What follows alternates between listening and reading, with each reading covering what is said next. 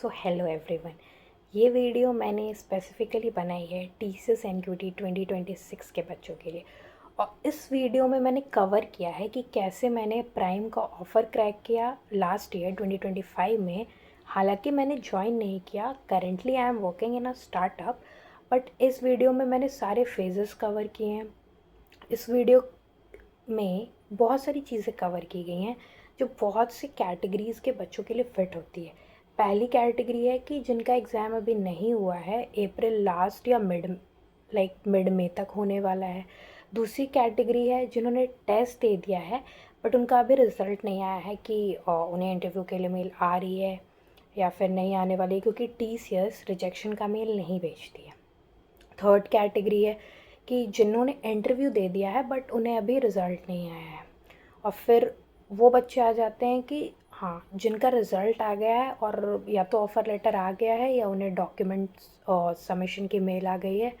और इस बार तो टीसीएस का प्रोसेस काफ़ी फ़ास्ट है, और ज्वाइनिंग लेटर्स भी आ रहे हैं या सर्वे मेल आ रहा है।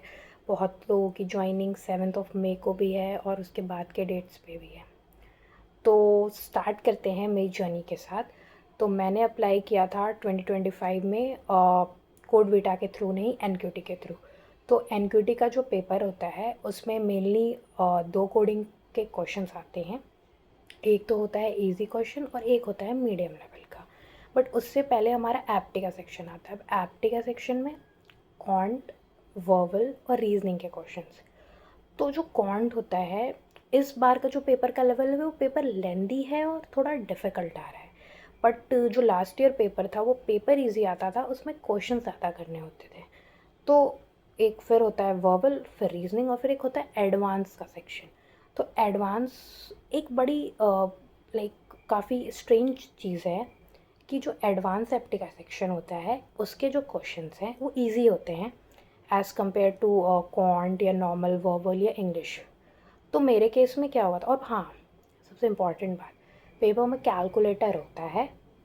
बट अगर आप अपना पेपर देने जा रहे हैं तो आपको इस चीज़ का ध्यान देना चाहिए, क्योंकि अगर आप एक छोटा सा मल्टीप्लिकेशन के लिए आप बार बार कैलकुलेटर खोलेंगे तो प्रॉब्लम ये होगी कि टाइम तब भी वेस्ट हो रहा है। अगर आपको 24x25 करना है तो आप पेपर में ज़्यादा जल्दी कैलकुलेट कर पाएंगे, ना कि आप कैलकुलेटर पे एंटर कर रहे हो और वो काफ़ी उसका एक्सपीरियंस बहुत अच्छा नहीं है। ठीक है, तो सबसे पहले आते हैं एप्टी सेक्शन।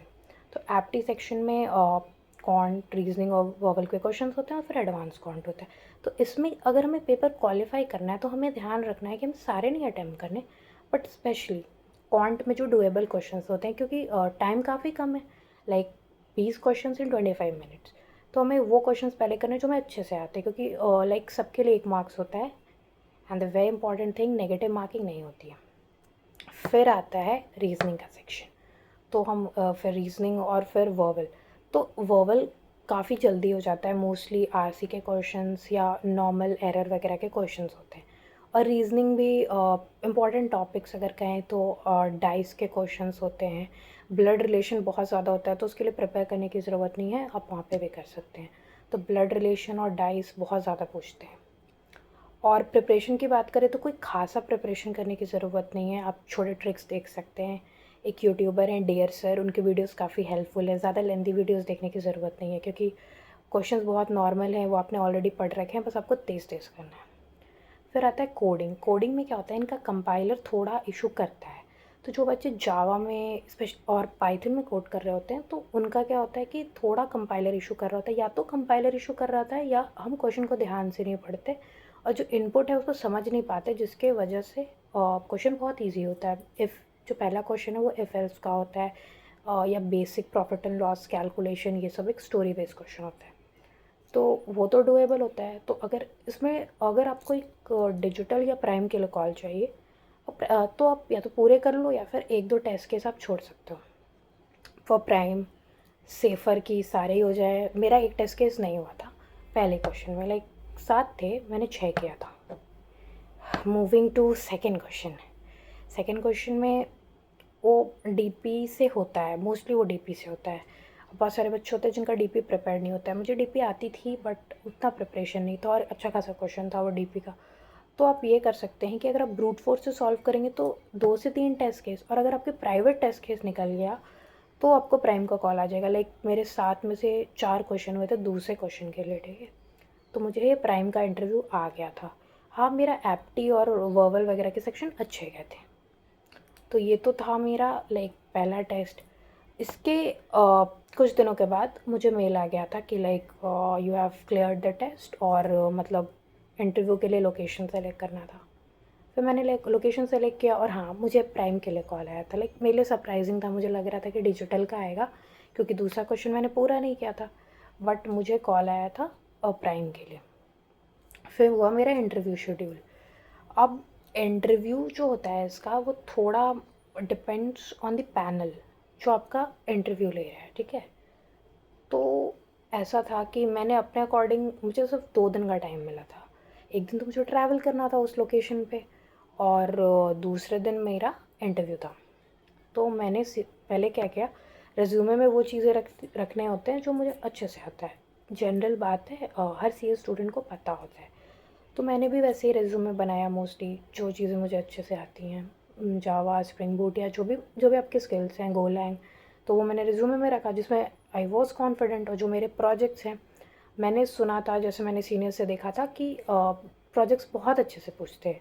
तो सेम ऐसा हुआ कि उन्होंने इंटरव्यू में प्रोजेक्ट्स में कौन सा डेटा मॉडल यूज़ हुआ है, प्रोजेक्ट्स वो देखते नहीं हैं, गेटहब ये कुछ नहीं चेक होता है, बट हाँ, आपको अपने प्रोजेक्ट्स को बहुत अच्छे से एक्सप्लेन करना होता है, वो पूछा। फिर मैंने रिज्यूमे से कुछ CS फंडामेंटल से मैंने OS हटा दी थी क्योंकि मेरे पास टाइम कम था, बट हाँ, उन्होंने मेरे से OS भी पूछा था क्योंकि CS फंडामेंटल से, तो बीइंग अ बीटेक ग्रेजुएट आपको OS आनी चाहिए। तो क्वेश्चन मेरे लिए ईजी था, तो ठीक है, वो डुएबल था, तो मैंने बता दिया। अब आता है, अगर आप प्राइम के लिए जा रहे हैं तो एक ट्री का क्वेश्चन या ग्राफ का क्वेश्चन आप एक्सपेक्ट करिए। मेरे से ट्री का क्वेश्चन पूछा गया था DSA में, मुझे उसका लॉजिक लिखना था। मैंने लॉजिक लिखा, मैंने लॉजिक एक्सप्लेन किया। उन्होंने मुझे बोला कि लाइक अगर और ऑप्टिमाइज़ कर सकते हैं तो। दूसरा ये कि अगर जैसे मेरे कुछ फ्रेंड्स डिजिटल के लिए गए थे तो उनसे मोस्टली स्ट्रिंग के वो वाले क्वेश्चन जिसमें like upper case to lower case conversion होता है, ऐसा सिंपल नहीं, लाइक एक सेंटेंस दे दिया, उसमें कुछ चीज़ों को कन्वर्ट करना है, LeetCode medium to easy questions, तो ये पूछते हैं। तो project thoroughly, DSA, like DSA एक दिन में करने की चीज़ नहीं है, अगर आपने पहले से कर रखा है तो वेल एंड गुड, एटलीस्ट आपको लॉजिक पता होना चाहिए, वहाँ पे कोई आपका सिंटैक्स नहीं देख रहा है। और CS फंडामेंटल्स और बाकी कुछ पर्सनल क्वेश्चंस। प्राइम में ऐसा हुआ था कि कोई स्पेसिफिक HR नहीं हुआ था, लाइक डॉक्यूमेंट वेरिफिकेशन हुई थी, तो उसमें ही उन लोगों ने, और लैपटॉप कैरी करने की ज़रूरत नहीं है, तो उसमें ही उन लोगों ने कुछ बेसिक क्वेश्चन पूछ लिए थे कि लाइक एक्सपीरियंस भी है क्या, या फिर इससे पहले कहीं इंटर्नशिप की है, और बस इतना होम टाउन वगैरह के बारे में।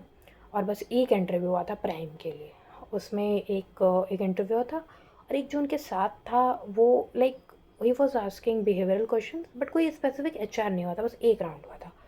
उसके 4 से 5 दिन के बाद मुझे मेल आ गई थी कि like you have been shortlisted, और लाइक यू आर सेलेक्टेड, और ऑफर लेटर मुझे आ गया था। उसमें पूरा ब्रेकअप डाउन, लाइक जो भी होता है, ब्रेक डाउन होती है, सैलरी वगैरह वो मेंशन थी। उसके बाद फिर काफ़ी टाइम के बाद मुझे इनका लाइक कुछ सर्वेज आए थे बीच में, और फिर मुझे ज्वाइनिंग लेटर भी आ गई थी। लाइक 3 महीने की ट्रेनिंग होती है, that was on probation period. उसके बाद फिर इनकी वो आती है, लाइक पहले ILP होता है, उसके बाद इनकी एक्चुअल ज्वाइनिंग होती है, ठीक है। और अगर सैलरी की बात करें तो 9 पॉइंट समथिंग आपका प्राइम का पैकेज है, पर जो आपका ऑफ़र लेटर बन के आता है वो 78,000 का बन के आएगा, बट 78 आपको नहीं मिलते हैं, 78 या 76 आई गेस। तो उसमें जब आपकी मतलब जो ऑफ़र लेटर आता है उसमें ब्रेक डाउन होता है कि वो क्या दे रहे हैं, आपका CTC क्या है। So for any doubts you can comment, that's all, thank you, bye bye.